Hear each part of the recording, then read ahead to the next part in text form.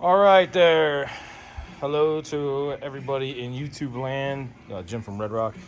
So this is just a quick little overview of basically the steering setup on a hemi swap with the skinny steering kit. This is for all your TJLJ people. Again, we run headers, straight headers on everything we build. No exhaust manifolds, no Grand Cherokee manifolds, no trying to run truck manifolds and cut flanges. Straight aftermarket headers, modified in-house by us with V-bands on them. So this is what you need and what we do to clear the headers on a TJ swap.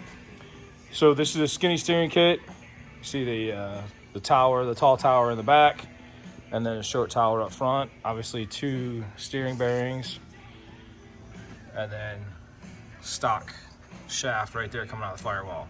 So stock shaft coming out of the firewall. This is the 24-inch double D shaft that you get in the kit. This end up here has been modified. So you take this end, you take one of the ends, and you match the profile from the stock shaft, i.e. you cut the bolt groove in the shaft on one side and then you flatten the opposite side.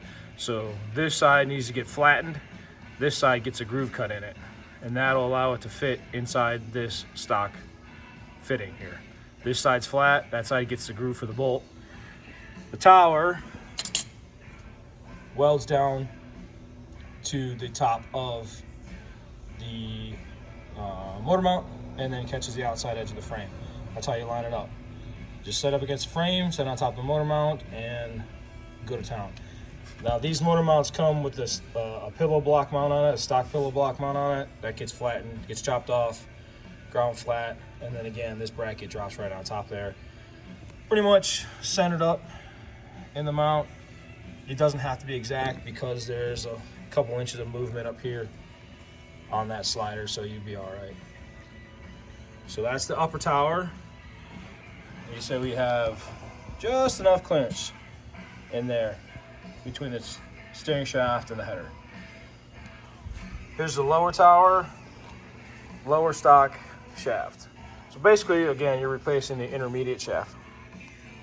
So this here is obviously your stock, part of your stock lower U-joint. Gets ground out here. Your stock shaft pops out. Grind a flat on this side, a flat on that side, and pop it in there. The only thing you have to be concerned about is making sure that the side that you cut your notch on lines up with the stock side with that notch. So you have to keep the bolts on both sides. Keep the bolts on both sides. So coming back to this, again, grind out the stock shaft, knock it out, grind two flats, grind the D sides down to flats, tap it in there, get it as square as you can, weld it in, and call it done. So you replace your intermediate shaft. This is obviously your lower tower and your lower bearing. The important thing is down here is you want to make sure that you don't put this bearing right next to the U-joint here. You want to give yourself some space here on the shaft, as well as give her some space here with the tab. The point of that is so that if you need to pull this intermediate shaft out, or during the installation for that matter, you have room to move this shaft back and forth. Remember, this shaft has to come back 1 inch to come off, 1 inch, inch and a quarter to come off the splines on the actual gearbox.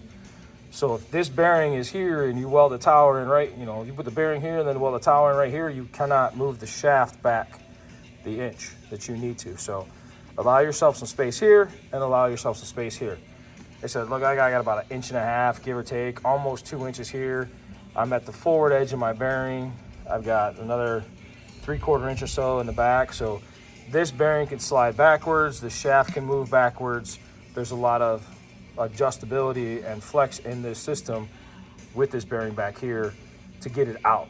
There's no flex in the system with this bearing here or bearing here kind of scenario. So even if you have it back here, it's fine.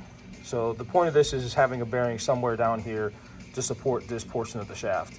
If you don't, this thing will get all cattywampus, so you don't want that. So again, lower bearing, couple inches away, maximum about 2 inches away from the bottom of here. Give yourself some space back here. This tab's just welded to the top of the frame. I grind a profile in it so it matches the top of the frame. The frame has a curve in it, so we want that to match. Lower shaft is lower shaft. put your bolt back in here. I throw a dab of Loctite on both of these, this one and the upper one, as well as I throw some anti-seize on the splines here when it goes back in. Some of these are really hard to get off when you try to take them off because they haven't been off in, some of them, almost 20 years. So knock them off, throw some anti-seize on the way back in. So that's kind of the short, quick overview, about a 5-minute overview. So I hope it didn't take up too much of your time, but got some information out there. Again, long tower in the back, short tower in the front, sits right on top of the motor mount. Profile your shaft to match the profile of the stock intermediate shaft. These bearings kind of line up where they do. Once you line this plate up, this is your place you have to work with. One note, it is sometimes easier to start this bearing on this tower and then slide the shaft in to match that. There's not an awful lot of room up here between the motor itself, the plate, to get this bearing to pop into this groove. So I usually just throw this bearing through there and then slide my shaft in. That's what you said. Slide the shaft in to the upper U-joint coupler and tighten it down. So there you have it. Skinny steering shaft kit, install overview, and final appearance of what it should look like when you're done. If you got any questions, email me, give me a call, Jim at Red Rock. Thanks all for watching, and see you guys next time.